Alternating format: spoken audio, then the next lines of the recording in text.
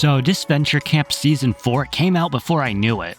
My channel's only ever covered total drama over these past few months, but I have been silently following Disventure in the background as well. My opinions on the franchise as a whole are complicated, but to sum things up, I feel like the tone of the series is a little too grounded for my taste, and I'm not too keen on how normal most of the strategies are.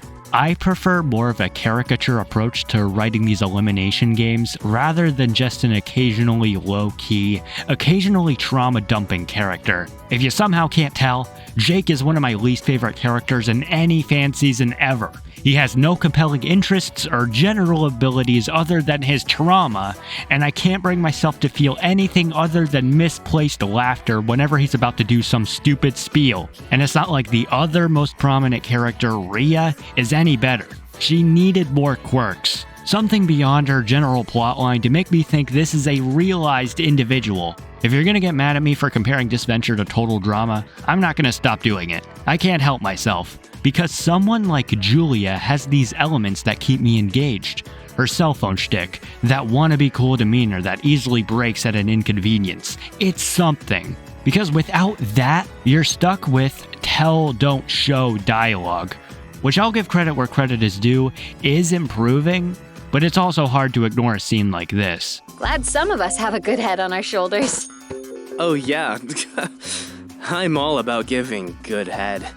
To summarize my opinions, Fiore, Yule, and Gabby are my top 3 characters in the series. Fiore's an evil child. That is inherently interesting no matter what. That's just a rule of the world. Yule will always pick out the worst thing to say when in a conversation, which bounces off of other characters amazingly. And Gabby has her whole evil alternate self, and that was pretty entertaining. They work as elements to get me attached. These are the characters for me. After Season 3, my interest in the series went to an all-time low. We were in a desperate need for a cast reset and Odd Nations delivered. I love the location of an amusement park. It's so cool. Maybe I'm just in the autumn spirit even though it's now December, but that remix theme song gets me in one hell of a mood. For being such a small team behind this series, it's inspiring from someone who's majoring in animation, i.e. me. Look at that! They're facing forward! We got side profiles! Side motherfucking profiles! If there's one thing that should be praised to no end, it's how nice everything looks in such a fast production. Disventure Camp is what proves to me total drama will never die as a concept. Props to it for even existing in the first place. The cast design is also the best it's ever been. Nearly everyone is super diverse in proportion and facial shapes. Look at this nose and look at that nose. These ain't the same noses. Without going into personalities just yet, Overall's girl and this dude are some of my personal highlights when solely looking at design. A simple challenge starting things off is welcome. We're in an amusement park. There's going to be plenty of room for more inspired challenges later on. Hosting this season is... God damn it. I'm sorry, I hate Derek and Trevor. Their dialogue just doesn't have much flair to it, and I've never found a single thing they say amusing. Stevie G, on the offhand you're watching this, stick to music. From personal experience, you have fans that want to see you spit bars. I may not be one of them, but still, make more music and get these 2 hosts out of my face.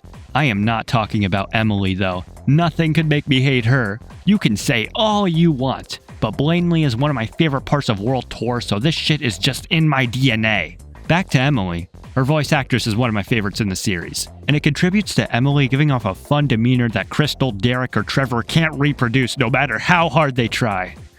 Red Team Shelter Design slays. The other best of these host characters is fucking Heisenberg! It's time to get to the most important part in any of these fan season elimination games. The cast. This is the most promising lineup I've ever seen. It might mostly be because of how drained All-Stars left me, but I'll take what I can get.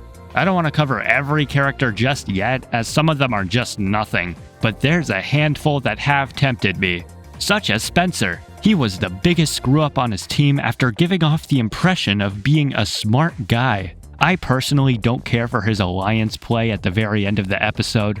I just found the offer a little robotic, if that makes sense. No, my favorite part about Spencer is that clear mask of confidence he's putting up. It's a simple but easy way to make me think there's something more than meets the eye. even if it's an interaction as small as trying to push Diego away. I know I spent an earlier part of this video gushing about the design, but if there's one little nitpick, Benji and Spencer are too fucking similar. I don't even know anything about Benji yet, but he probably sucks. Anyways, Hannah has a really fun design. Based on that alone, I thought she'd act a little bubblier, if that makes sense. But also I fuck with her being one of the more rational characters on her team. Logan's another character where there isn't much to go on, but I like how his voice is always on the verge of cracking. Hey, what gives, guy? Like, yeah, he is normal, but I hope it isn't in the sense of using that as commentary about how wacky the rest of the cast is, and more of the vibe that he's here to play along with everyone's shenanigans. That's what I feel his vocal delivery reflects. Going a little higher on the totem pole of quality, Ivy's backstory alone leaves me wanting more. She had some of the most exposition on her past of having celebrity parents and being a celebrity herself, which makes me believe that they're getting all of that out of the way to give her a faster impact to the overarching story. It's pretty in your face that she's going to be an antithesis to Rhea. Instead of being openly fake, Ivy gives off being real and grounded, which complements how larger than life her past is. That's cool. Next up is Linda. If I'm gonna be honest, it's her voice that just gets me. Us gal pals really gotta stick together.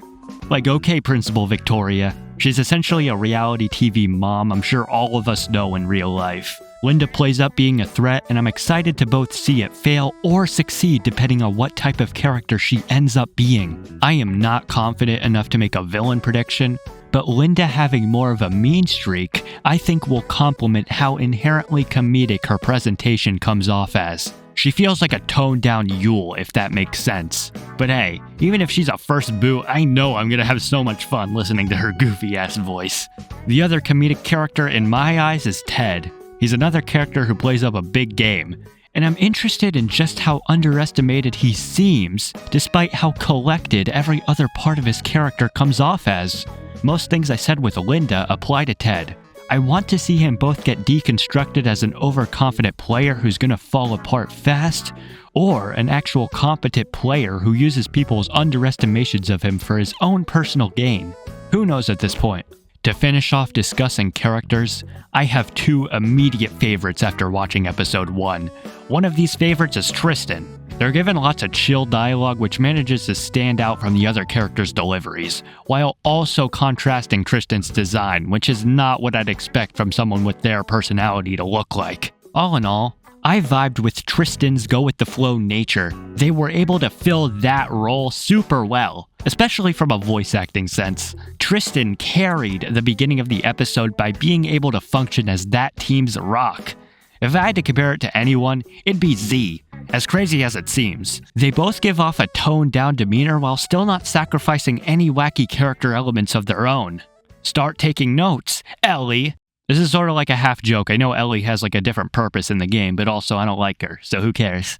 Last but certainly not least, my favorite character going off of what we have so far is definitely Isabel, who I can confidently say has an interesting enough archetype to rival Fiore in personal enjoyment. That's how good it is. And it's weird because an influencer nun is such a weird-ass combination, but it somehow works. It's really cool how much of an influence both sides of her character have on her general personality. She gets to have a snooty presence towards others with her social media influence, and be seemingly faithful. And so far, the social aspect of our character is taking the front seat, which makes me question how much of her religion she incorporates into her content. But still, she's very openly aware that her real interest outside of being a nun is unconditional, and I am loving the confidence. I can't peg down if she'll be an early boot or not, but boy am I hoping she makes it far, cause this is a really creative way to do a twist on a religious character without just making her evil. To summarize why I love her, Isabel's charisma is contagious despite being a nun, which makes it funny. I bet we're all wondering just how faithful Isabel really is, and while I can't give a definitive answer, there is one contradiction I want to take note of. Okay, if you don't mind me asking, what's a nun doing out here? Spreading God's word. She says she's here to spread God's word, but later on she states, Well, I'm here to win $1 million, and when it's all over, I'll pray for forgiveness. Is this an intentional contradiction? Or is she gonna do both? Your guess is as good as mine. I was never sure if I wanted to make Disventure Camp content on this channel, but if this does well, I'll for sure try to review more episodes, as this channel definitely needs more of a consistent upload schedule, and I'm the only one to blame for that. I wanted to wait for a fresh start before actually making Disventure videos, just because of how unprepared I was for seasons 1 through 3. I still believe the series can improve itself after how divisive it was last time around. I'm already more engaged than ever. Anyways, I love you all. Bye-bye. Rockin' my Bob Cousy, stocking up on the loose. The lyrics come easy, but the life is a doozy. And yes, I'm choosy, and no, I won't settle, but I still take pop off over that kettle, cause I'm talking bigger picture. And yes, I'm gonna hit you with the no shit. Speak when necessary.